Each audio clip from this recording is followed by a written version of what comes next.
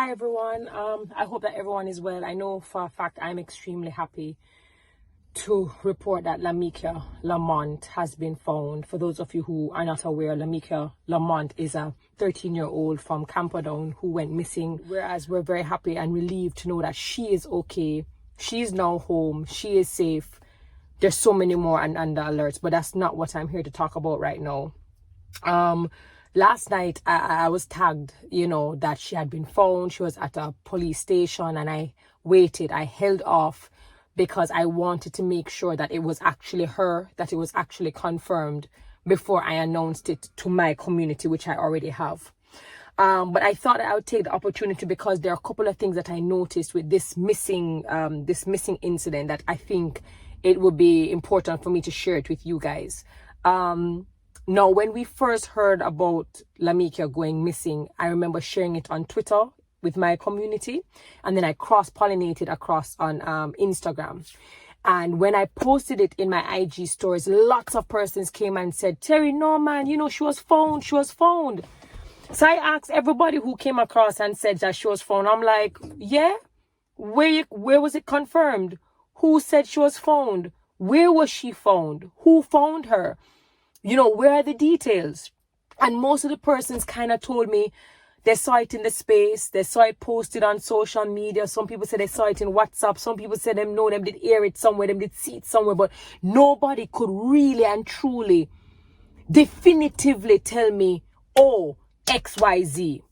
So I say, yeah. Well, I didn't take down my post because I say, I don't know if it is true. When I went, I looked. Jamaica Constabulary Force, I checked the Ananda alerts, the girl was still missing. Whoops. The Gleaner comes out with an article that says, missing teen reunited with her birth mother 3 weeks ago. Something like that, I'm paraphrasing. And then people took that screenshot and circulated it and basically said, the chick is found. So of course that screenshot came back to me. And I'm saying to myself, but okay, I realize reunited is in the headline, but let me read the article.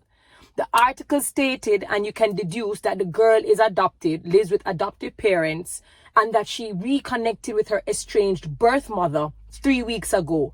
Girl is still missing.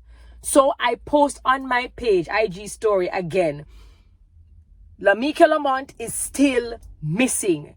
And then I even showed the screenshot of the Gleaner article to say, hey, the Gleaner is not saying that she is found. The Gleaner is saying she just connected with her birth mother 3 weeks ago.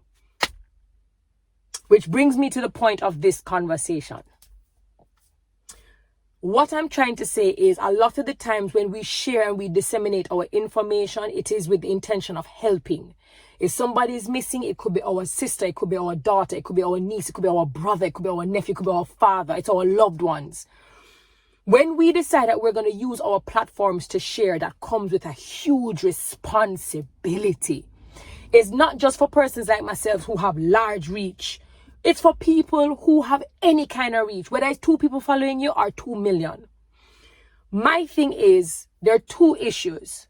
One, people in trying to help, in being excited, whatever you want to call it, pass on information without really stopping to ensure that this is credible, to ensure that this is true, to ensure that whatever action you take from this point will actually add value and help the person who is missing. So for those of us who read headlines and we don't read articles, that is a problem. Because headlines can be misleading, or headlines sometimes is just a part of the entire puzzle you have to read. Too many of us are looking at headlines and jumping to conclusions. We're reading headlines and we're passing off things with conviction. And then there are many of us who don't want to read, can't bother read articles, no time for that. So we basically look at what other people are saying. We don't know if what they're saying is true or not. And then we just regurgitate. We just pass it on. So for many people who shared the screenshot and said she was found, many of them did not actually read the article. And that is a problem. That is an issue that we have to contend with. So not only are we dealing with crime and violence and gender-based violence and just human on human violence, we now have to deal with a society that does not take the time to stop and read. That is a big issue. And we need to be very, very careful. Another thing that we do not do is that we're not cultivating the practice of researching, confirming. When somebody says somebody is found, we're happy. Me happy. Me want to be the first to say, yo, she's found, but I have to stop. And I have to say, check your sources.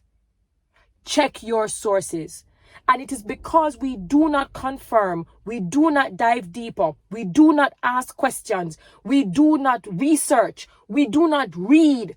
Because of this, perpetrators, deflectors, as well as scammers, that is why they're able to do what they do. They drop something in the space and everybody spreads it. Everybody shares it without asking, researching, confirming. Is this true? Isn't this true?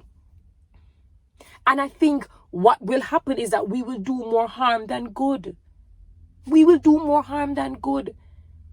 So you have to be careful in this world of misinformation, and the speed at which misinformation travels is usually so much faster than the actual truth. It is important for you to hold back. So even last night when I got the tags that this girl had been found, and I see a video with a little girl in a hoodie at the police station, people are saying that is her. I personally don't know if it is her. And I cannot deal with the irresponsibility that would be me announcing that she's found if it was a different girl. And I think more of us have to have this level of consciousness where this is concerned. Because you can actually save a life if you are more careful about what it is you share. And this is not just about missing children. This is about vaccination and any other thing that you see everybody in WhatsApp University and all over the place sharing. And they're saying, share with loved ones. And a lot of us are not even stopping to think, to use our brains, to critically think, to research, to ask questions. We just share it. But the last thing I want to point out is that it's not that I don't think we don't read. And it's not that I don't think we don't ask questions. Because when it comes to people business, when it comes to gossip and rumor, when it comes to celebrity business, when it comes to people and who take who man and who did this and which mate fight which wifey and which baby mother and ray, people will read through 3,000 comments. People will go across different platforms. People will send friend requests. People will follow people who them don't even know, don't even like, just to be able to put pieces of puzzles together to come up with the real story. And it is just amazing that we have the ability to do all of that. But in a space of a missing person or something like that, we just share. We don't ask no question. We don't go across platforms. We don't seek out the truth. We take it at face value.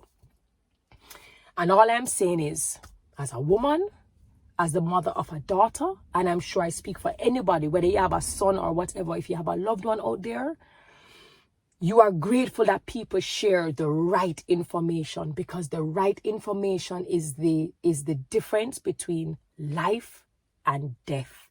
So I ask, anything that comes your way, especially when it comes to missing children, we know human trafficking high, the market high. We know say people crazy now.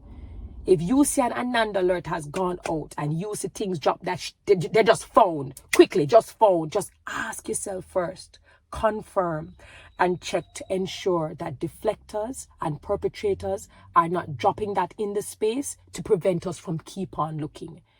That is all. And for everybody, whether you did it with unconsciously, because I know this is a learning process for all of us, for everybody who shared a flyer, for everyone who shares a flyer of a missing person, someone who needs blood, someone who needs this, someone who needs that, you are a part of what is good in society.